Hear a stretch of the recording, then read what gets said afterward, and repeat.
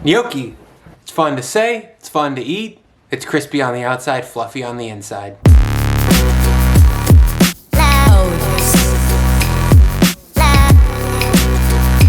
I think people are intimidated by gnocchi. They think it's restaurant food, I can't make that, a chef's gotta make it for me, and it's just not true. We're gonna be starting with some simple ingredients from our pantry, and we're gonna be making it in probably 30 minutes or less. You're gonna be starting with 2 cups of all-purpose flour, 1.5 cups of water, 1 cup of grated pecorino cheese, Parmesan is fine as well, 5 to 6 eggs, 1 tablespoon of minced chives, 2 tablespoons of grainy mustard, 6 ounces of butter, and 1 tablespoon of salt. Next, we're gonna get a flame going over high heat and get our butter and water brought to a simmer. Once we're boiling, we're gonna add in our all-purpose flour and whisk to combine. Clearly, I used too small of a saucepan here, guys. You probably wanna go for a 4-quart, so I switched it up. Once we get the flour hydrated, we're gonna continue to stir that constantly until we develop a little bit of a film on the bottom of a pot. Here, we're just looking to gelatinize or cook the starch out. That usually takes about 1 to 2 minutes. Once our mixture looks like this, we're gonna flip it into the bowl of a stand mixer and let it cool down. 3 to 4 minutes is plenty. In that time, I'm gonna take a pot of 3 to 4 quarts water, and I'm gonna bring it to a boil. Once we're cooled off, we're gonna add our grainy mustard, pecorino, and salt, and we're gonna put that on the mixer. We're gonna put this on medium heat and start paddling in our eggs one at a time. If you add your eggs too quickly here, you can create kind of a soupy, lumpy mess. So it's important to do 1 egg at a time, let it become fully incorporated, and continue to paddle. It takes about 3 or 4 minutes to get all these eggs worked in, and once it's done, it should look something like this.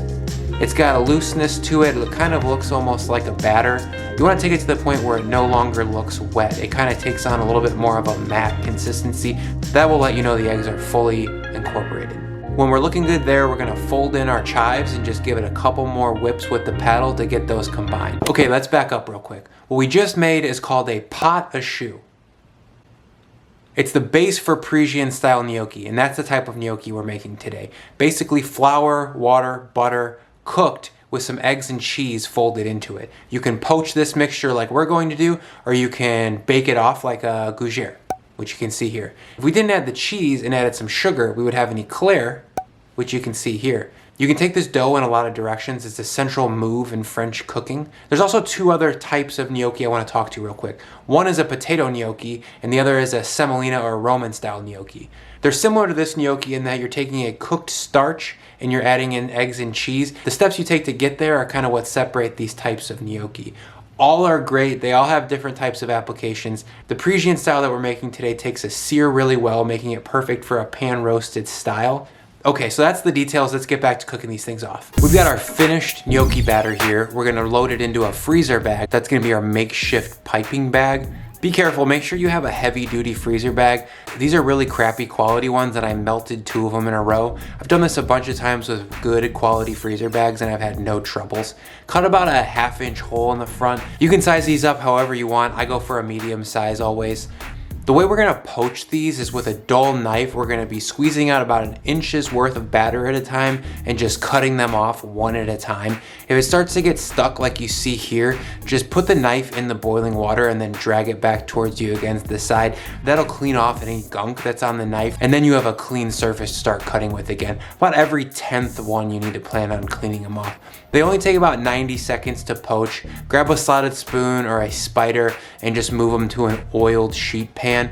For this size recipe, we really should poach these in 2 batches. Okay, so that's our gnocchi right there. You can put those in the fridge, sear them off tomorrow, or you can use them tonight. It's up to you, but it's not a finished dish yet. Like I said, searing these off and just topping them with black pepper and Parmesan would be the simplest way to do it. You could put a Parmesan cream over top, but since it's April, it's spring, we're gonna do a spring inspired dish. Something simple, something clean, that's gonna be really easy to make. So we're gonna make a pesto here. Start with 1 ounce of grated pecorino cheese, 2 ounces of picked basil, 1 ounce of picked parsley, 1 ounce of toasted walnuts, 1 tablespoon of salt, the juice of a half of a lemon, and 3.5 ounces of extra virgin olive oil. In a food processor, olive oil goes in first, everything else on top. The reason we do this is so that the herbs don't sit at the bottom getting beat up waiting for gravity to do its job bringing the oil down. We end up with a greener pesto this way. We want to make sure we're not heating it up with too much friction from the blade. It's a simple pesto, just pulse until everything's nice and combined. Then we're going to put this into a pint container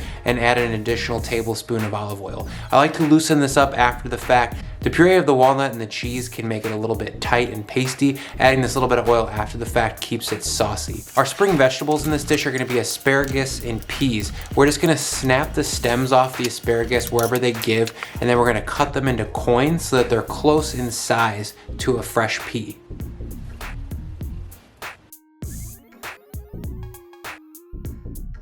Once we've got the asparagus cut into coins, we're gonna put a pan over medium heat, throw in a couple tabs of butter, and start sauteing. This is gonna be a gentle sweat, 2 to 3 minutes just to take the raw off the asparagus. We don't want it to be fully tender, we don't want it to be raw, we just want it to be somewhere in the middle.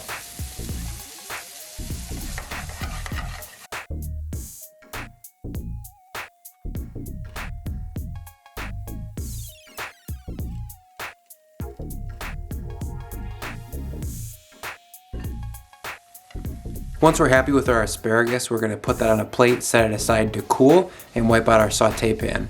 We're going to come back with 1 tablespoon of olive oil, and working in batches, we're going to sear off our gnocchi. About 3 to 5 minutes, depending on how hot your pan is. We want to get a really nice, deep golden brown and develop some texture on the outside of these. Please guys, don't skip the sizzle on these gnocchis. The texture on the outside is really the best part. Once we're happy with the outsides, we've got some good color, we're going to set these down on a plate to cool off. We're going to return our pan to heat one more time. We're going to add about 2 tablespoons of water to cool it down and 1 tablespoon of chilled butter. We're gonna stir constantly to start emulsifying this butter. You'll see it gets opaque and silky as the butter gets emulsified into the water. This is what we're gonna be mounting our pesto into in a minute. We're also gonna be adding in some peas. Since we're on quarantine and I don't have any from my garden yet, I'm gonna be using frozen peas.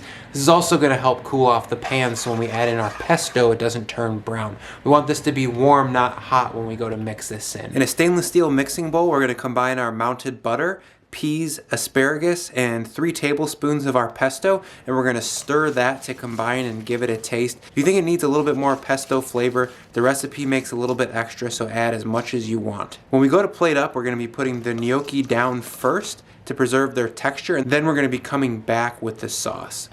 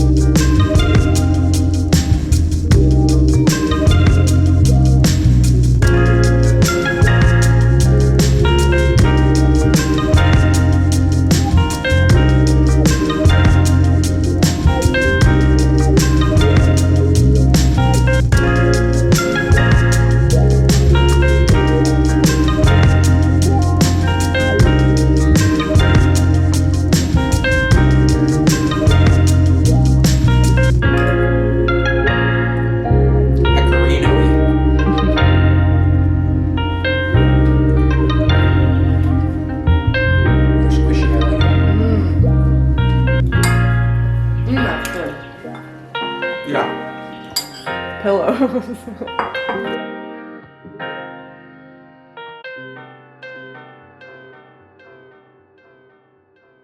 And that's how you gnocchi.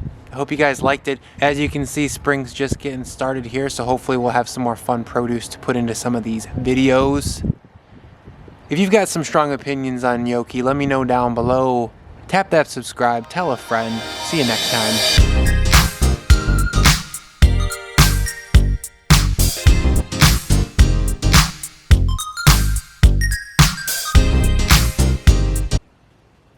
I bet you've got what you need to make it in your pantry.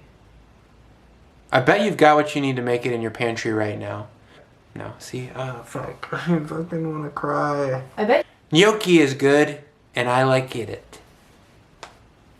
Gnocchi! No. Yeah, gnocchi.